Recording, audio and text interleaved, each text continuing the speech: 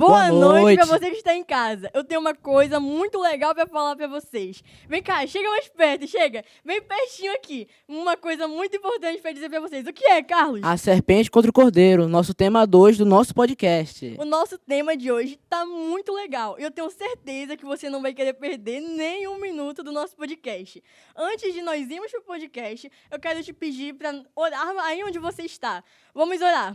Senhor, muito obrigado pelo dia de hoje. Obrigado porque essa pessoa veio até aqui nos assistir. Que a tua palavra chegue até eles, que o Senhor esteja conosco. É o que te pedimos, em nome de Jesus. Amém. Boa noite. O nosso tema de hoje é a serpente contra o cordeiro. E para começar a contextualizar mais desse assunto, o André vai ler sobre a primeira profecia da Bíblia.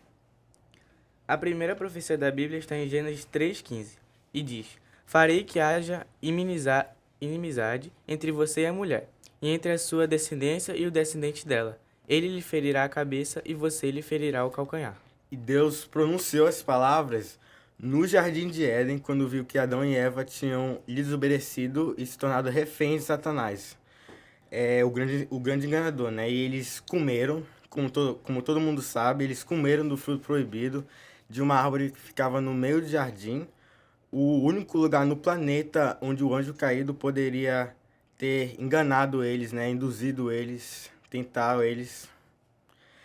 E com a entrada do pecado no mundo, o grande conflito que começou nos céus, né? Uma guerra além das estrelas, começou nas estrelas. Esse conflito se transportou para cá. Ele tirou Satanás meio que... Satanás não, eu diria Deus. Tirou o poder das mãos de Adão. Porque Adão meio que se tornou negligente com uma responsabilidade muito grande que Deus tinha entregado na mão dele. E aí Satanás conseguiu fazer com que tentasse Eva, e Eva ainda levou Adão junto. E aí Deus ficou, como posso dizer, desconfiado, não gostou. E tirou todo esse poder que ele tinha entregado nas mãos de Adão dele.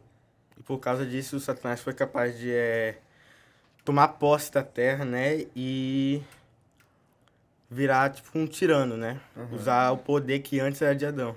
Como vocês falaram, depois disso que Satanás fez, hoje, com essas consequências, a gente tem essa tendência de sempre desconfiar de Deus, não ter essa total confiança, ter um coração fraco e ferido e pecador, que nós somos desde o pecado. E Satanás instalou a nossa grande bomba, que é o pecado aqui na Terra. E que a gente sofre até hoje com isso. Que onde tem um humano, geralmente há pecado. Porque não tem ninguém que peca. Ninguém é perfeito, somente Deus. Sim. A primeira pergunta que eu tenho para fazer para vocês é qual o significado da serpente e o significado do cordeiro? A serpente, ela foi usada por Satanás porque era um animal perfeito. Perfeito não, né? Todos eram. Mas era um animal que chamava atenção. Era astuto. Era Astuto. Um animal, tipo, grandão, assim, que você olhava de longe e eu sei ficava também que ela tinha impressionado. patas e asas também, então eu acho que ele escolheu a serpente porque ela era um animal que dominava mais fácil, assim, porque Sim. era muito bonito, era Era astuto. um dos animais mais bonitos no jardim. Um animal reluzente para todos que olhavam de longe. E tem o significado do cordeiro também. Pode falar, André. No Éden, quem vence a serpente é o cordeiro. A serpente, quando levou Adão e Eva a pecarem contra Deus, eles começaram a perceber que estavam nus. Então o cordeiro inocente é sacrificado para vestir eles. Que também é usado o cordeiro como Um pode símbolo de pureza. Um símbolo, isso. Porque ele não, quando ele morre, quando ele é morto, ele não expressa reação, ele não chora, ele não faz isso, como Jesus fez na cruz. Então, se a gente for associar, a serpente é realmente Satanás e Jesus é o cordeiro, porque o cordeiro é puro, é humilde, ele não expressa o dor assim como Jesus fez na cruz.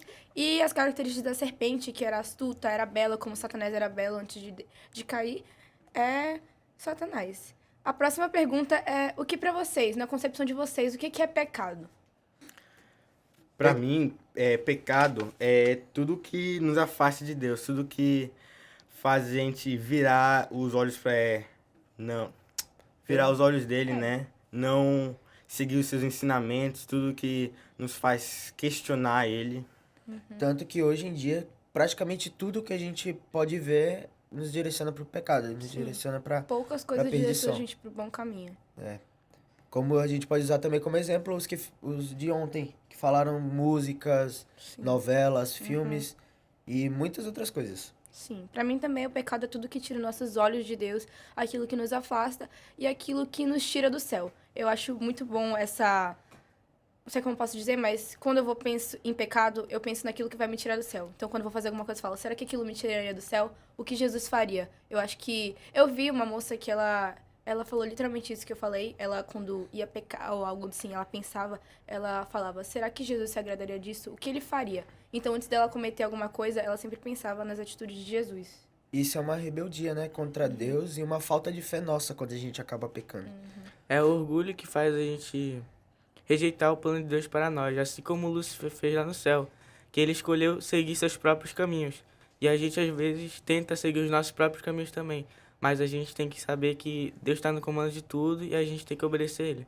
E muitas vezes a gente acaba se achando melhores do que Deus, né? Sim. Às vezes a gente acha que a gente não precisa dele, sendo que ele não precisa da gente. A gente sempre precisa de Deus, a gente precisa dos nutrientes, que são a fé, a palavra. Então, quando a gente vai seguir nosso próprio caminho, a gente sempre quebra a cara, porque, literalmente, a gente precisa de Jesus pra tudo. Isso foi o mesmo pensamento que Satanás, que Lúcifer teve no céu quando ele se rebelou contra Deus, né? Ele achou que ele não precisava de Deus, que ele era melhor que Deus. Isso impede a gente de adorar mais ele, buscar mais ele, Confiar de todo o coração. confiar, termos fé e acreditarmos nele, né? Desconfiarmos muito. Bom, aqui diz também que, portanto, você só entenderá o problema do pecado caso se aproxime de Deus o suficiente para descobrir o que ele quer de você. Saber quem é Deus é mais importante do que saber quem você é. Essas duas coisas, porém, não estão separadas, pois vocês e Deus estão ligados como pai e um filho, mais ainda como uma criatura e seu criador, como uma obra da arte e o seu ator. Então, se você ficar longe de Deus e de sua palavra, o assunto do pecado não fará sentido algum para você, sem reconhecer que Deus existe e estar interessado em seu bem. Bom, então a gente sabe que essa definição do pecado é tudo aquilo que afasta a gente de Deus. E passando para outra pergunta que também tem a ver com isso, é por que o pecado é tão ruim? O pecado é ruim, o pecado é ruim, né? Mas até porque a gente não consegue fugir. Não consegue fugir dele. A gente tá num ponto que a gente não consegue olhar para alguma coisa e não ver o pecado nela, entendeu? É algo que tá no nosso meio, não tem nem para onde fugir mais. Isso só vai mudar realmente quando Jesus voltar, né? Quando chegar no fim dos tempos e ele vai purificar a gente, purificar a nossa mente. Isso vai mudar. Em relação ao que tu falou também, desses pecados que ficam mais escondidos, tem uma pessoa que é muito importante que eu ouvi falar, que ela disse que nos fins dos tempos, a maioria dos pecados que vai tirar a gente do céu não é aqueles que são expostos, como, por exemplo, matar, tirar, porque esses ficam muito expostos, mas é aqueles que ficam escondidos no nosso coração, como o orgulho, a inveja, que na maioria das vezes a gente nem sabe que tem aquilo. Então, é importante a gente sempre acordar todos os dias e pedir para que Deus tire todas essas impurezas que a gente não consegue nem ver no nosso coração. E muitas das vezes a gente até se pega pensando que quando Deus, nos finais dos tempos, né, ele vai chegar e vai purificar a terra e vai limpar, vamos dizer que vai limpar. E a gente, os perdidos vão morrer, vão se perder, literalmente, e a gente às vezes vai pra igreja, faz as coisas com medo dos finais dos tempos. Sendo que aí não pode ter medo disso, até porque é Deus que tá comandando tudo isso. A gente tem que ficar feliz que ele tá voltando, que as profecias estão se cumprindo. Porque a gente vai morar no céu para sempre. Então isso não é um motivo de tristeza, isso é um motivo de felicidade. Falando em medo também, eu vejo que muitas pessoas elas sentem aquele medo de pedir perdão, porque elas acham que Deus vai julgar elas, quando na maioria das vezes quem julga é a gente. Porque a gente sabe que uma característica nossa é julgar muitas pessoas. Então tem um versículo que eu não me recordo agora, mas é que a gente tem que olhar pra gente antes de julgar o outro. Então... eu já vi pessoas que elas chegam e falam que se afastaram de Deus porque elas cometeram muitas coisas e que elas têm vergonha, se sentem sujas, porque elas não têm aquela capacidade de pedir perdão. Mas a gente sabe que Jesus ele vai estar sempre pronto ali para nos perdoar se a gente confessar de todo o nosso coração o nosso pecado. Até porque ele é um Deus justo, né? Ele confia na gente, ele deu a liberdade pra gente escolher o que a gente quer e ele vai continuar deixando a gente escolher. O que a gente vai querer, se a gente vai querer continuar nos caminhos dele, se a gente não vai querer. E aí a gente tá sendo usado até pra levar isso para outras pessoas, até porque eu não quero estar no céu sozinho. E a gente não precisa ter vergonha de pedir perdão a Deus, porque ele é nosso Deus, nosso Pai. Então ele desde que a gente se arrependa da forma correta, não faça mais aquilo, ele vai nos perdoar. E aqui no livro fala que o pecado não é tudo que dá satisfação, tipo, tudo que dá satisfação é pecado. Não é bem assim. Mostra que a nossa mente e o nosso corpo ficam meio desregulados. É um relógio que atrasa ou adianta do nada sem que possamos evitar seu mau funcionamento. Por essa razão, Deus prometeu enviar Jesus, o descendente da mulher, para restaurar a harmonia e a perfeição de toda a criação, incluindo de você e mim. E é aí que o Cordeiro entra na história. Bom, a próxima pergunta são quais as consequências do pecado pra gente, pra você hoje em dia? A consequência do pecado em geral é a morte, né? É a morte, a perdição, como a gente já disse antes, e a falta de, como pode dizer, de fé, de comunhão que a gente pode ter com Deus e assim ganhar amigos e a salvação. A consequência do pecado também é ter seu caráter destruído. Às vezes a gente pode ser uma boa pessoa, mas por dentro a gente não é. Sim. A gente pode falar coisas ruins. Então a gente sabe que a consequência do pecado é tudo aquilo que veio lá do Éden, que a gente praticamente herda aquilo de Satanás, aquele orgulho, aquela inveja, que muitas das vezes está escondido, como eu falei. Então é bom que a gente saiba filtrar essas coisas, porque tá escondido e a gente muitas vezes não percebe. Eu queria perguntar pra vocês sobre religião agora. Tem diferença pra vocês? Você acha que essa religiosidade e religião, assim, na vida de vocês, tem alguma diferença na relação de vocês com Deus? Eu acho que tem, porque com a religião a gente pode acabar se aproximando. Quando a gente se envolve em coisas da nossa religião, sendo a religião que segue os mandamentos que Deus colocou na Bíblia, né?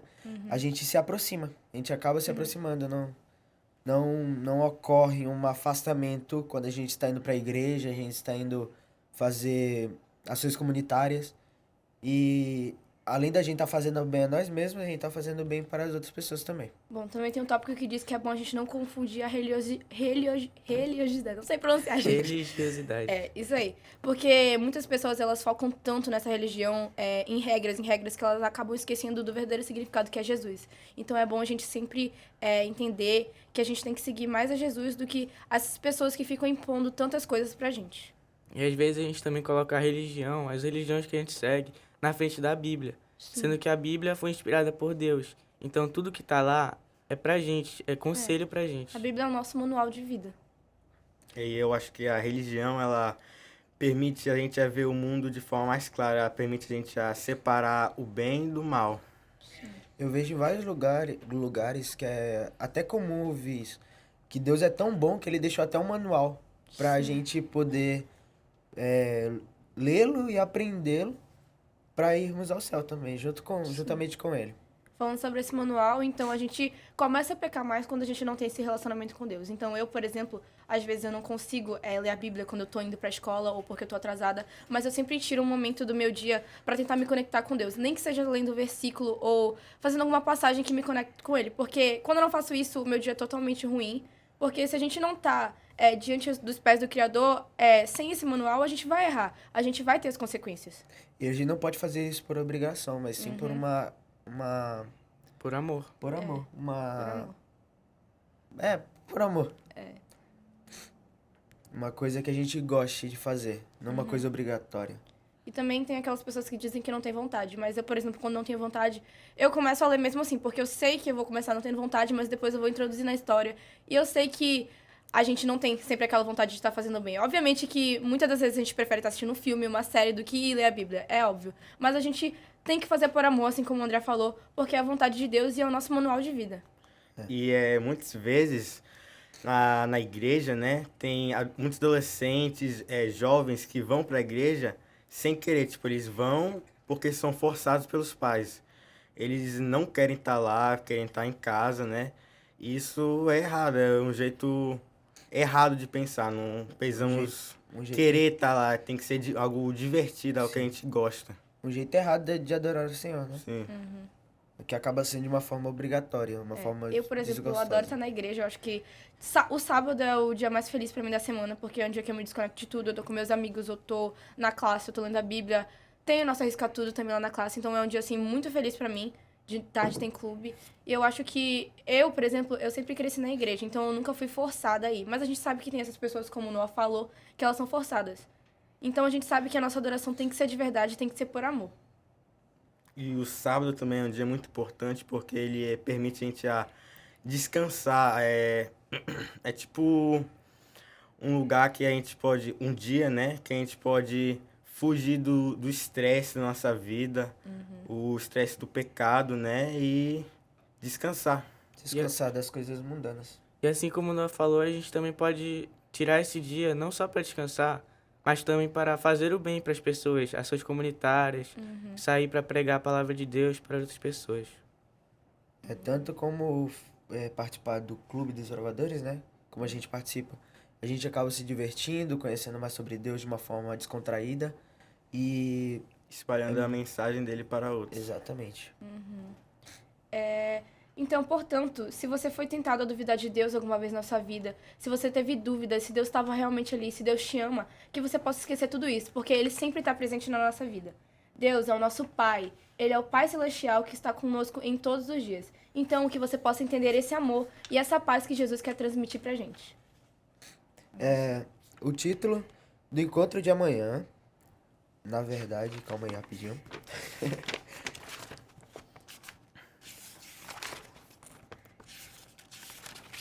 Página 11. Página 11. É Os Anjos Vingadores.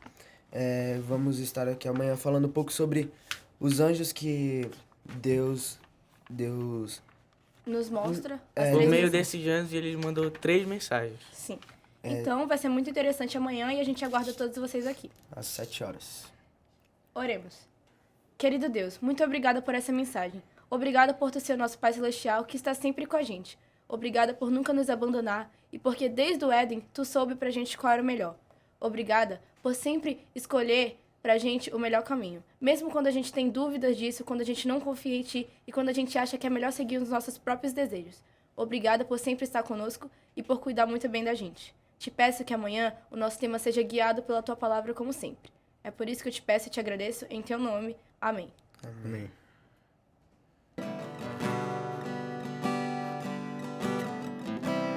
És fiel em todo tempo. Em todo tempo tu és tão bom. Com todo o fôlego que tenho, eu cantarei da bondade de Deus. Tua bondade me seguirá, Senhor. Tua bondade me seguirá, Senhor. Eu me rendo a ti de todo o meu ser, entrego tudo a ti. Tua bondade me seguirá, Senhor. És fiel em todo tempo. Em todo tempo tu és tão bom.